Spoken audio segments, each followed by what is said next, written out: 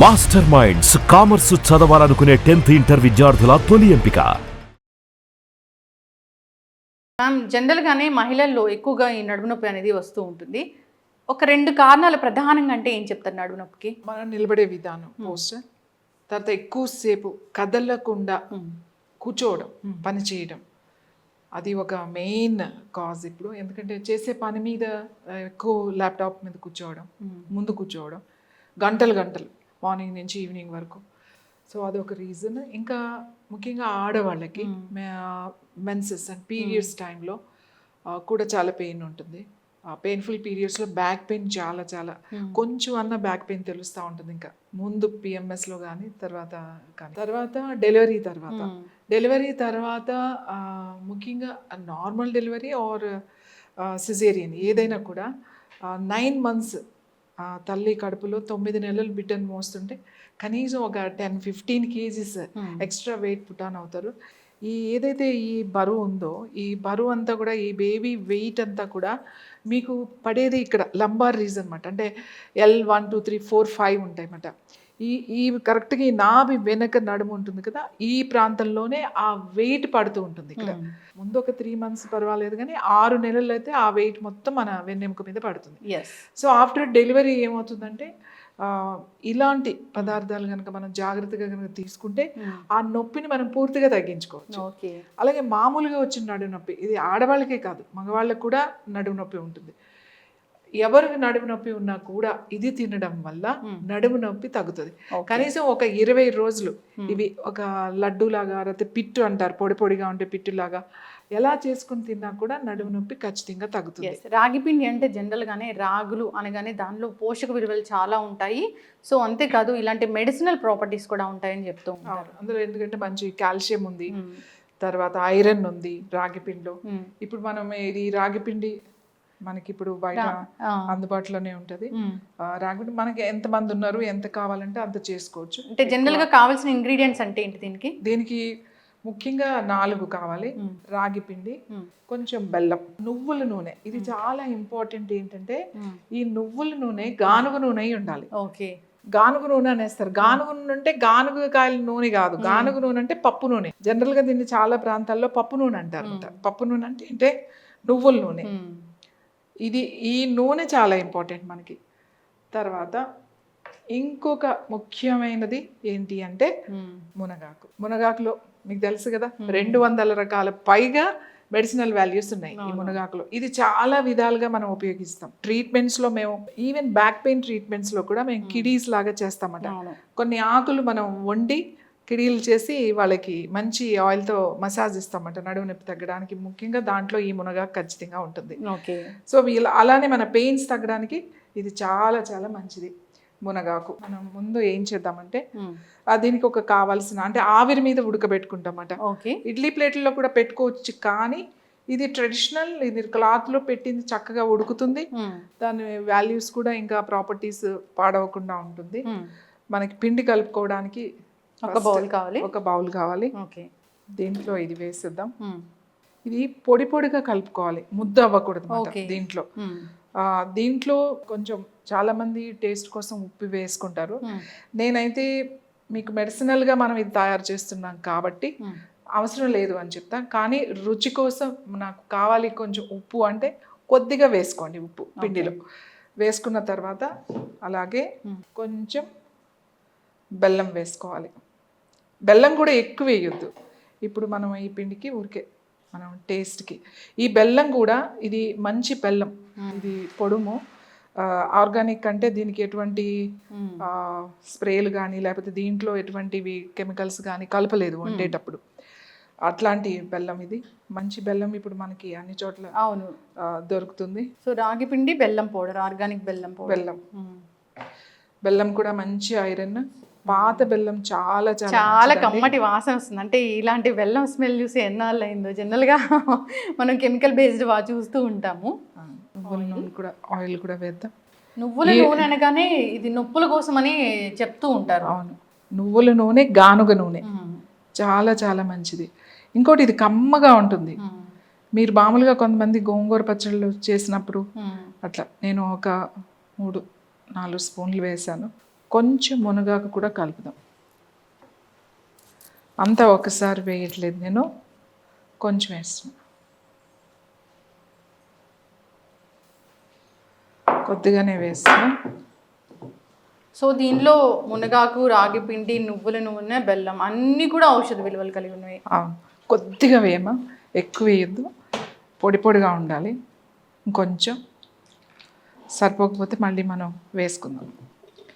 ఇది ఇలా ముద్దలాగా జారుగా అట్లా కలపకూడదండి, చాలా కొంచెం నీళ్ళు ఇలా పొడి పొడిగా ఉండాలి. తడి పొడిగా అంటాం కదా, అలా తడి పొడిగా ఉండాలి. చూసారు కదా, ఇట్లా నేను పొడి పొడిగానే కలిపాను. కొంచెం నీళ్ళు వేసుకుని అన్నీ బాగా కలిసి మనం ఇప్పుడు దాన్ని వెలిగిద్దాం. ఇది ఖాళీ పాత్ర, మీరు స్టీల్ది కానీ ఏదైనా పెట్టుకోవచ్చు. మట్టి పాత్ర అయితే ఇంకా మంచిది. దీంట్లో ఇంకొంచెం నీళ్ళు పోయరా, కొద్దిగా వాటర్ పోయండి. ఇప్పుడు ఇది ఉంది కదా, అక్కడ వరకు రావాలి, చాలు, సగం చాలు. సో ఇప్పుడు వెలిగిద్దాం. ఒక మట్టి పాత్ర తీసుకున్నాము, మనం ఇడ్లీ పాత్ర అయినా తీసుకోవచ్చు, లేదా ఏదైనా గిన్నె అయినా తీసుకోవచ్చు. మీరు ఏదైనా ఒక స్టీమ్ మీద మనకి ఇప్పుడు వస్తాయి కదా, స్టీమ్ దాంట్లో పెట్టి దాంట్లో కూడా మీరు ఒక ఇడ్లీ ప్లేట్ పెట్టి దాంట్లో కూడా పెట్టుకోవచ్చు. బట్ ఇలాంటి మట్టి పాత్ర అయితే దాని రుచి వేరేగా ఉంటుంది. దాంట్లో ఉన్న మెడిసినల్ ప్రాపర్టీస్ అన్ని కూడా మనం అది పూర్తిగా మన బాడీకి ఉంటుంది. ఇలా పాత్రలో పెట్టుకుని చేసిన దానికి, మనం స్టీమ్ మీద ఇడ్లీ ప్లేట్ల్లో చేసిన దానికి రుచిలో కూడా చాలా తేడా ఉంటుంది. సో మనం మంచిది ఇట్లాంటిది ఒక మంచి బట్ట తీసుకుంటే, ఇది బయట పైన కడతాము. చాలామంది ఏం చేస్తారంటే ఈజీయే కదా అని ఇడ్లీ పాత్రలో ఇట్లా, ఇది ఎలా అయినా కట్టుకోవచ్చండి. నేను ఇలా కడుతున్నాను. మీరు మామూలుగా కూడా బట్ట ఇట్లా పెట్టేసేసి అప్పుడు మనకి ఈజీగా అక్కడ టైట్గా ఉంటుందన్నమాట, కదలకుండా. మనకి ఎంత కావాలో లూజ్ అంత, ఎంత చాలు మనకి. అయితే ఇది వేడి అవ్వాలి, స్టీమ్ వస్తుందని మనకు తెలుస్తుంది. అంటే నీళ్ళు లోపల మరగాలి కదమ్మా. అంటే నేను ముందు పెట్టేస్తాను, కొంచెం సేపు మనం పెట్టుకుంటే ఫస్ట్ వాటర్ బాయిల్ అవుతుంటాయి. మనం ముందు ఇది కలుపుతున్నప్పుడే పెట్టుకున్నట్టయితే మనకి ఈ టైంకి వాటర్ వేడయ్యేది. సో ఇప్పుడు ఏం చేద్దామంటే, కొంచెం ఆల్రెడీ వేడయింది కదా, ఇప్పుడు ఈ కలిపింది ఫస్ట్ కొంచెం, మీరు ఇంకా పెద్దది ఉంటే పెద్దది కూడా పెట్టుకోవచ్చు. ఇట్లా క్లియర్ వేసేసాము. ఇప్పుడు దీంట్లో కొంచెం మునగాకేద్దాం మధ్యలో. అట్లా లేయర్గా చేసుకోవచ్చు. చేస్తే కొంచెం బాగా పట్టుకుంటుంది అన్నమాట. నేను ఇందులో కూడా కొంచెం కలిపాను, కానీ ఇలా లేయర్లో వేస్తే మనకి ఇంకా బాగుంటుంది. ఈ మునగాకు మనకి ఇది చాలా చాలా ఇంపార్టెంట్.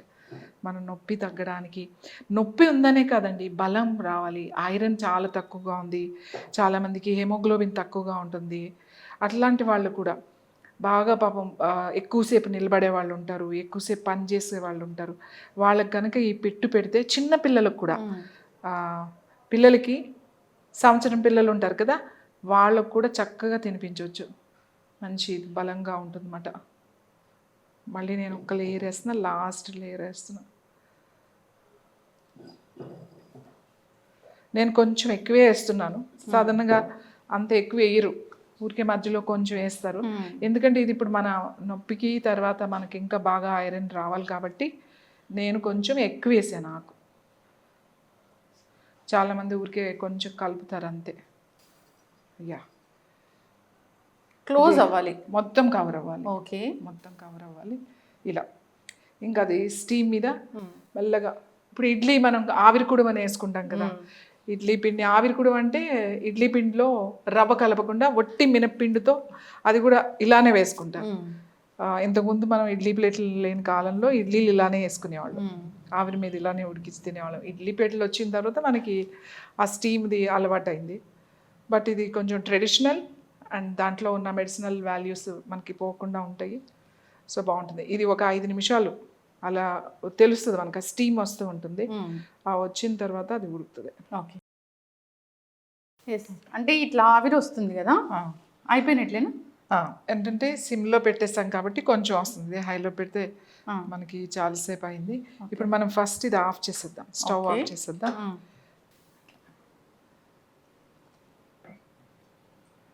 వావ్, ఎంత మంచి కేక్ లాగా ఉంది ఇది అసలు. ఇప్పుడు స్మెల్ చూడండి, కొంచెం సేపు అది ఆ స్మెల్ చూసారు, మంచి స్వీట్ వాసన వస్తుంది. కొంతమంది మనం గానుగు నూనె వేసాం, కానీ జనరల్గా పిల్లలకి అది పెట్టేటప్పుడు ఇంట్లో తినాలి అని అనుకున్నప్పుడు నెయ్యి వేసి కూడా చేసుకుంటారు. నెయ్యి వేస్తే ఆ రుచి వేరు, అది బాగుంటుంది.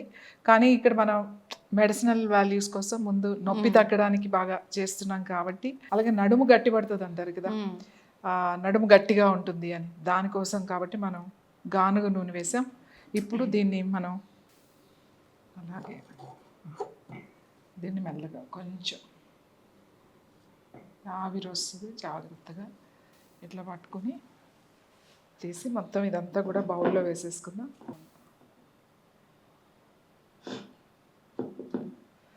ఇదే ఇట్లా అయింది కదా, బాగా ఉడికింది. యాక్చువల్లీ ఇలానే ప్లేట్లో పెట్టుకొని కూడా తినొచ్చు. ఇందులో ఏంటంటే ఇది మొత్తము ఉడకదు, ఎంత కావాలో మనకి చూసారు కదా అంతే ఉడికింది. మంచి స్టీమ్ మీద మనం బాయిల్ చేస్తే ఎట్లా ఉంటుందో అట్లా మెత్తగా మొత్తం అట్లా అవ్వకూడదు. ఇట్లా ఇదే పిట్టు, మనం దీన్ని పిట్ అంటారు, అంటే ఇలా పౌడర్గా ఉంది కదా, ఇది పిట్ అంటారు. ఇలా కూడా ఒక ప్లేట్లో వేసుకుని స్పూన్తో తినేయచ్చు.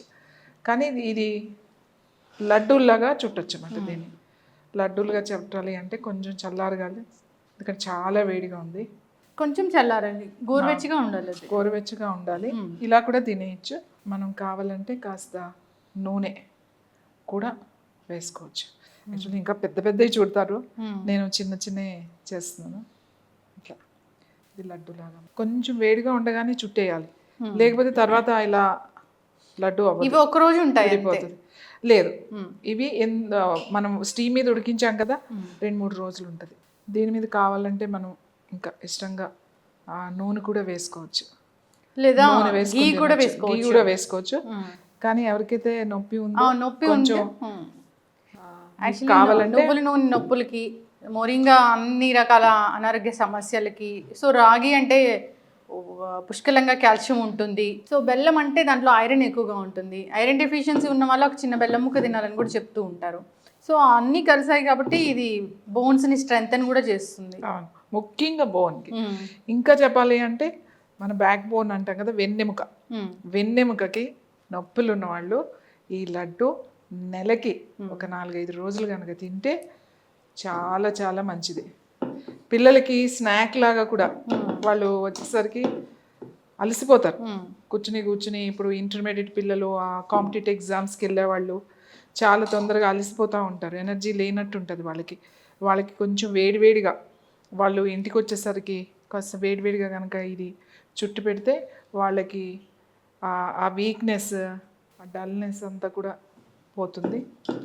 ఇది లడ్డు అమ్మా. సో బ్యూటిఫుల్ లడ్డూస్ ఇవి. సో దీంట్లో మొరింగా ఉంది, రాగి ఉంది, అండ్ బెల్లం ఉంది, నువ్వుల నూనె ఉంది. సో నడుము నొప్పితో బాధపడుతున్న వాళ్ళు దీన్ని ప్రతిరోజు తీసుకుంటే సరిపోతుంది. 1 or 2 లడ్డూస్ వాళ్ళ ఇష్టం. ఇప్పుడు మనం ఈ సైజు చుట్టాం, యాక్చువల్లీ అయితే మార్చినప్పుడైతే ఇంతంత లడ్డు చుట్టేవాళ్ళు, ఒక్కొక్కరికి 2 లడ్డూలు పెట్టేవాళ్ళు, ఇంతంత పెట్టేవాళ్ళు.